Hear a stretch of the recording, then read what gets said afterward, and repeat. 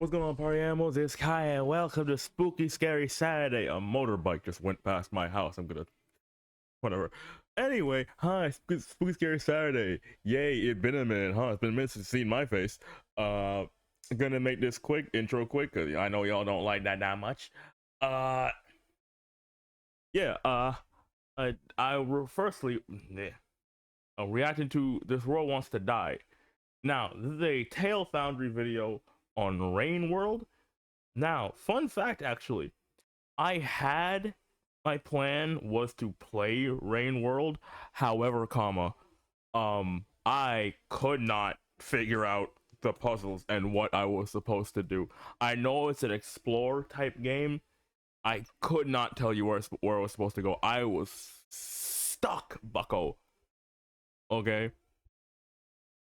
But apparently the story is lovely, and apparently things in there want to die. I know for a fact you could come back to life in Rain World, since I died over and over and over again. But with that being said, hey, let's get into it, baby. The overgrown ruins of a city so industrial, it looks like one big machine. Blankets of fog, coating enormous creatures in the mist. Dangers everywhere that aren't apparent until it's much too late, What the hell is that? and allies that I have never seen that thing you wouldn't trust at a glance. There is so much life here, but so much death too. Oh, it's friendly. This is Rain World, and this is you, or at least the character you control throughout the game. This tiny, squishy little creature is called a slug cat, and he's about to have the weirdest day of his whole life. Every creature in Rain World is stuck in an endless cycle of death and rebirth. I'm gonna tell y'all right where I got to. I saw these three things: the alligator, the bug, and the pterodactyl thing. I didn't even get close to seeing what the hell that robot damn wire vein thing was. Hell. Rebirth. When you die, you don't move on, you just come back and do it all again. From the animals and the plants that you eat to the animals and plants that eat you, every lifespan in Rain World is in this cycle, which means that every life in Rain World is hopelessly, irreparably permanent. And this one little slug cat is going to find the way out of it. Because despite its breathtaking world and thriving ecosystems, Rain World is ultimately a game about dying. Not just the repeated, grueling deaths that you make Slug Cat suffer through as a player, but the very concept of dying itself. Dying permanently is next to impossible for the inhabitants of Rain World, but that sure won't stop them from trying. For the sake of humanity. Oh, it's his other intro. Let's go. For the sake of humanity, or like, well, there are robot creatures there, so I'm gonna assume there was intelligent life. Well, I really hope there was intelligent life there, like, for long, because, like, bro, you can imagine what it'd be like if humans couldn't die. You know the vile shit that people would do the moment they. No, actually, it was this was shown in Glitch Productions' newest thing. I forgot what it was called, but it was like the one with the zombie chick. I watched that. There was like a thing, since they can't die, they literally just cement your feet and just throw you into the water. Imagine if somebody did some horrid shit to you and you're hating them enough to kill them. You can't kill them. They're gonna come back. So you either need to give them a fate worse than death, or I guess you can. Some can get over it, some can't. Some will spend their eternity getting back.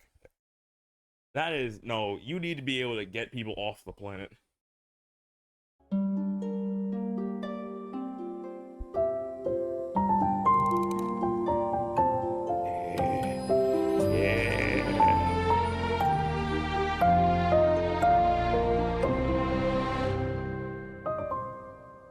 Got a really great idea for a story, but don't quite know how to pull it all together? Yes, sir. Well, there's a 12-part class you can take for free that I think will really help.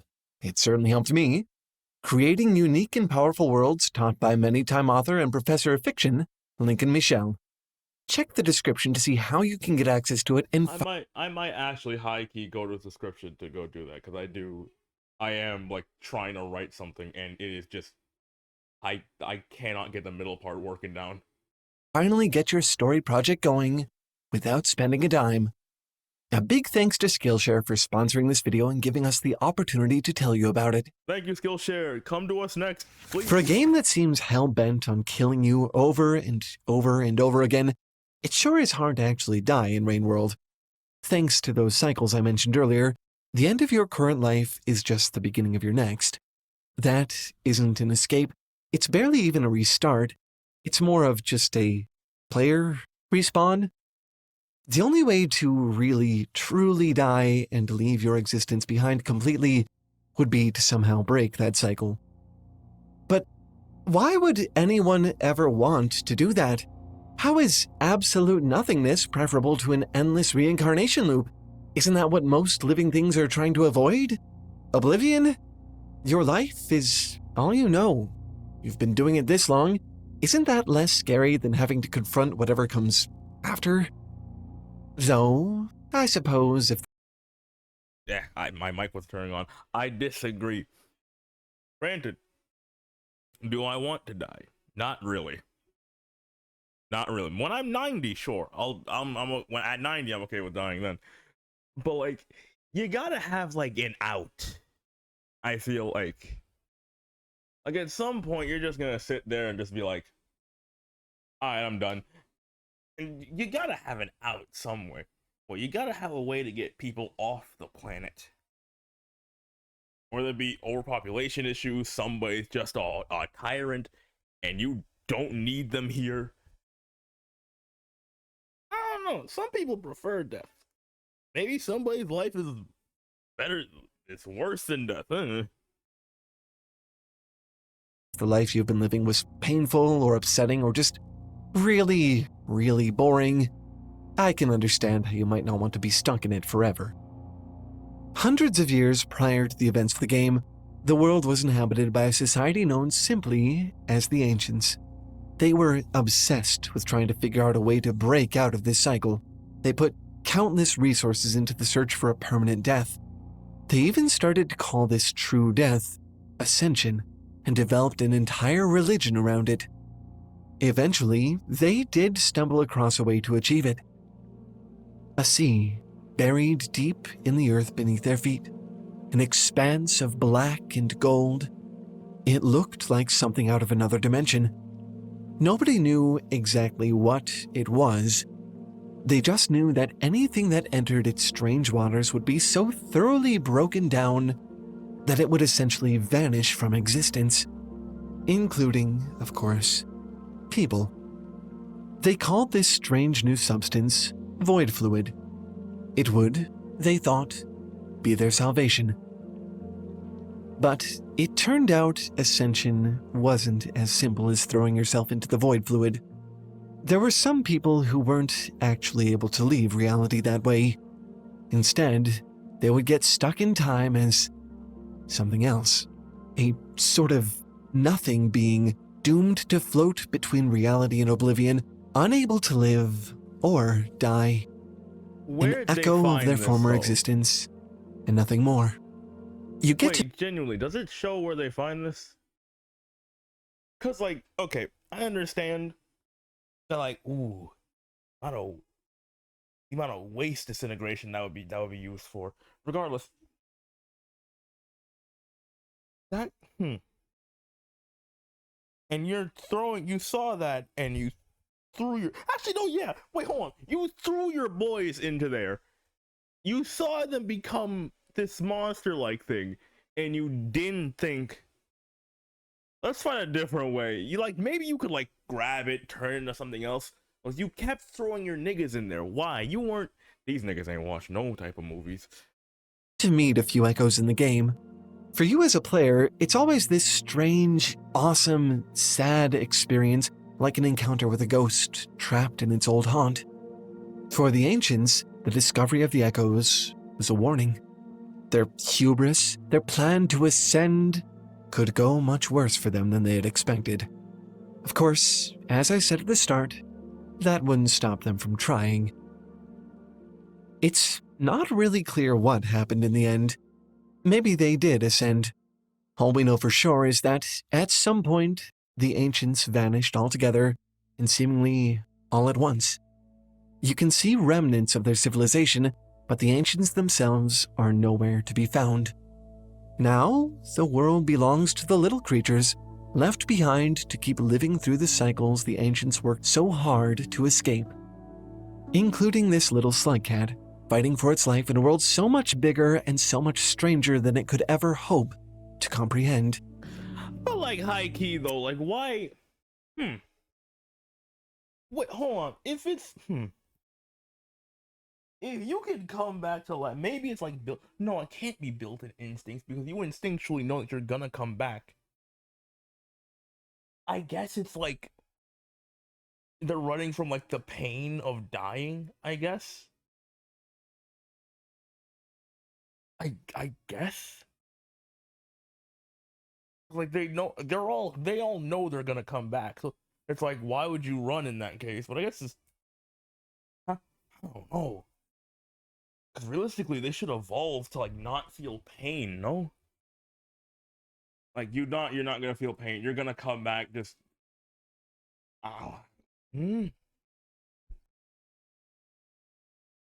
ancients, the echoes, the very concept of ascension, these are all mysteries to the slug cat, simple being that it is.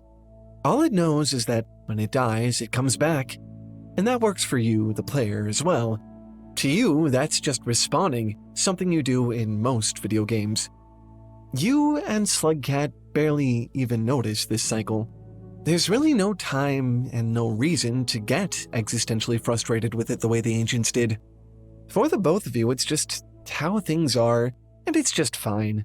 Yeah, Handy, my ass was even. just doing that just now. None of the background info I just walked you through is really comprehensively spelled out for you in the game, especially not early on. You can pick up little snippets of the lore here and there as you play, but there aren't a whole lot of specifics.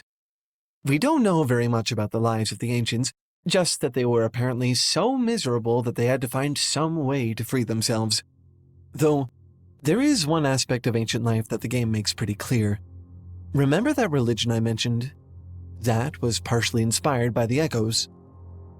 The ancients rationalized that the people who got stuck as echoes were, for some reason, unfit to ascend.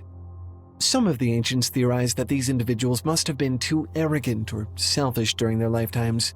Maybe they had some vices they couldn't shake. The consensus among the Brother, y'all are immortal. I want to call myself a good person. Dog, do you know the amount of stuff you would do that's deemed as immoral, arrogant, or selfish if you were immortal and had eternity? You have eternity to do whatever the hell. You can't die, and when you do die, you respawn somewhere else. Yeah, no, that's technically canonical. Whenever Slugcat dies, it doesn't like come back to life in the stomach of what just ate it. No, it gets back up in like it gets back up in like the little hole it was in. Dog, do you know the amount of time you have to become a horrible person? When like that, because there will most definitely be people who are like, I'm gonna just trip you just because. The fuck you gonna do about it, bitch? Can't kill me. Oh, you gonna shoot me? Call me pain? I'm gonna just shoot myself and get myself back home. Like, what are you supposed to do?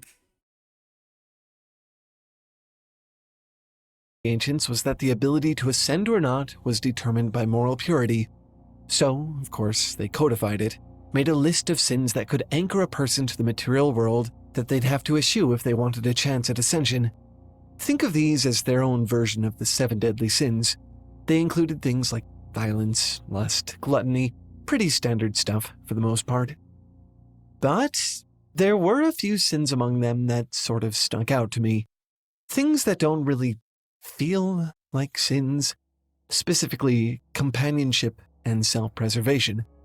To the ancients, even the simple acts of trying to survive or having friends were sins. They took this so seriously that their lives became ascetic in the extreme. They were documented as eventually only allowing themselves to consume gravel and bitter tea. And knowing that, I kind of see why they hated their lives so much in the end. Imagine it. They didn't get to form relationships with each other, they were constantly malnourished, and they had this existential dread of accidentally becoming an echo hanging over their heads the whole time. The thing is, all of this suffering just seems self-imposed. Nobody is telling them that they have to do these things. It's all just parameters of a religion that they made up. And it's specific to their species, too. You don't see Slugcat following any of these rules. Heck, Slugcat has like 80 siblings and spends half the game snacking on bad flies. Slugcat seems like he's having a great time, minus, all the things trying to eat him. The ancients were unique in that they were the only creatures so discontent with their eternity that they felt the need to commit what amounts to mass suicide over it. That's because the Slugcats aren't doing heinous things. Slugcats run on instinct. The intelligent creatures will do shit that's evil just because it's evil. And they don't care. Do you know how much stuff what's a famous killer? Ted Bundy would have done if he like was immortal and could respawn somewhere else, therefore making other people more wary of other people, just causing everyone to hate each other. Now granted, Ted Bundy wouldn't really go far since he's a skinny bitch, but you get what I mean. Though the ancients were eventually successful, it took a lot of work to figure out how to ascend. In order to do so, they built giant sentient supercomputers with the express purpose of calculating a way to break their cycles. These computers were called iterators, and, well, they're still around actually, despite their creator's disappearance. These things are probably the most incredible thing in the game world. They are huge, almost indescribably so. In fact, most of the game takes place on the surface of their superstructures. They are another order. Oh, that makes so much sense now. Oh, that's why you can go through those pipes and like you can open doors. It's part of this. I get it. I'm learning now. Of life, another magnitude of existence. With the ancients gone, they really are the gods of this world. And yet, at the same time, they also know full well that they are entirely obsolete. They alone remember the ancients. They alone know the purpose for their existence. And now, all of that is gone. There is no great problem left to solve, no ascension to riddle out. The iterators are alone in an empty world, breaking down both physically and mentally. You can see for yourself how far they've fallen into disrepair. Nature is taking over their bodies. By the time you finally find a way to speak with one of them, they're barely functional. They solved the problem of the ancients' endless existence. Now, perhaps, it's time they solved it for themselves. Except, they can't. The ancients specifically programmed a taboo into the iterator systems, forbidding them from killing themselves. They literally can't even think about it, and that just seems cruelly hypocritical to me. The ancients gave these machines the intellect to understand why you'd want to ascend, made it their purpose to find a solution to the problem of ascension, and then went out of their way to make ascension the one thing iterators can't do? Yeah. And then, once the ancients are gone and the iterator's mission is complete, they're just left there to feel eternity wash over them. The sentient corpses of giants decaying. Heavy. There's a lot of that in Rainworld. But not all life in this place is so tormented. There's another class of Brother, life form entirely who... all I knew about Rainworld was that I got my ass kicked by some alligators. I didn't know about all this. I was just back in the day being a little slug cat, like picking up bats. When the hell did all this happen? And my damn computer being laggy. really aren't this way. They're called purposed beings, and they are exactly what they sound like. Creatures designed to fulfill an explicit role. The iterators technically fit this description, but it's really more about all the little life forms. Slugcat, for instance, was created to clean pipes in the iterators' giant computer systems. And Slugcat is perfectly happy to do his job, crawling through the decrepit bodies of the iterators and eating his bat flies. Like I said before, all the little creatures that make up Rainworld's ecosystem are completely unaffected by all the moralizing that made the ancients so miserable. In fact, when you think about it, Rainworld's gameplay is centered around self-preservation, one of the very sins the ancients tried so hard to avoid. I mean, for a world that wants to die so much, there sure is a lot of life happening here, isn't there? I'm not the only one who noticed this. To be honest, this game was, little too hard for me. I'm not good at games to begin with, and this one is actively hostile to its players, so a lot of my research for this one was actually watching breakdowns of lore. There are... Hey, Mr. Tail Foundry, I'm right there with you, cause I did not get far in that game. I recorded an entire 45-minute video. I do not know where that video is now, and I did not get far. I got my ass beat. It was, bro. The only thing, like I said, the only thing I saw was that damn fly, the alligators, and like, I think the pterodactyl thing. Other than that, nothing There's else. so many hardcore fans who have poured literally hundreds of hours into scouring this game for every tiny piece of lore. And the more I learned, the more I began to notice the love people have for this game isn't really about its obsession with death.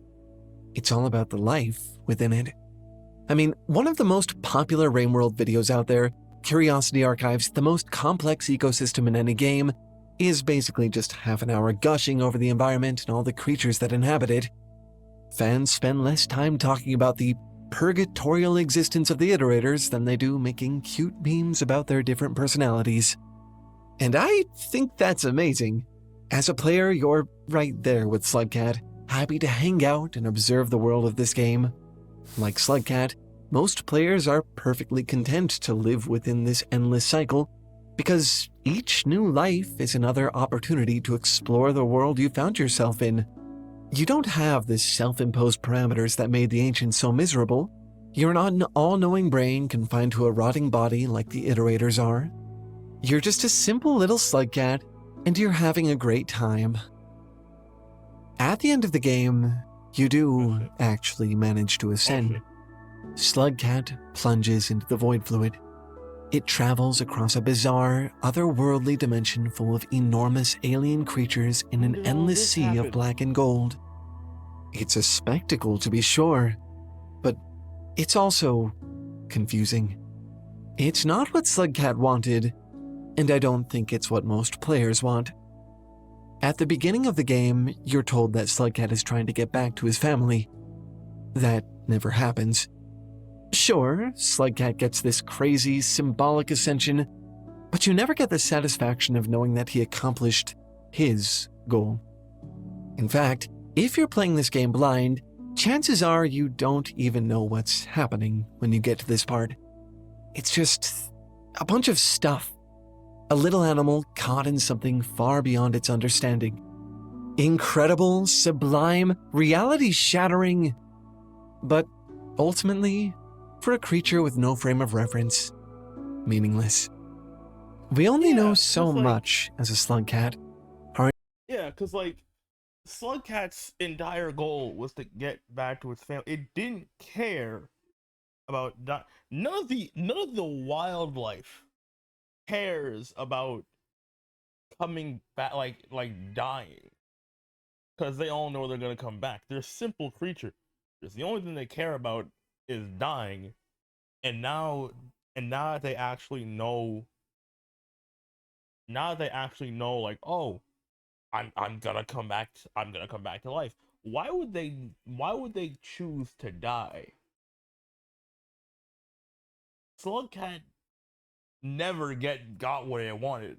I don't think, if I remember right too, there are different versions of Slugcat depending on like your difficulty. I don't think any of them got what they wanted. Huh. Our entire experience in Rainworld has been staying alive, exploring the world, and maybe, if you try really hard, picking up some pieces of lore here and there. I think I speak for Slugcat too when I say that I would much rather go back to, having fun living my life than whatever this ascension thing is. Breaking the cycle is only appealing to those who don't see any value in it. And with Slugcat, we have. Not in any of the ancients' self-imposed rule sets or ambitions, not in the Iterator's vast powers. Here, with this little creature at peace with its own existence, in this big, unknowable world. Of course, that only works when you're in the audience. If you're the one designing that big, unknowable world, you probably do have to get wrapped up in the high-level details. There is a lot to creating a world. Is this In fact, if I'm being honest, I think world building can be one of the most daunting parts of a project like this. Yeah. This It is can feel Skillshare. borderline. Okay. Yeah. I'm probably gonna see that story thing though. But yeah, that.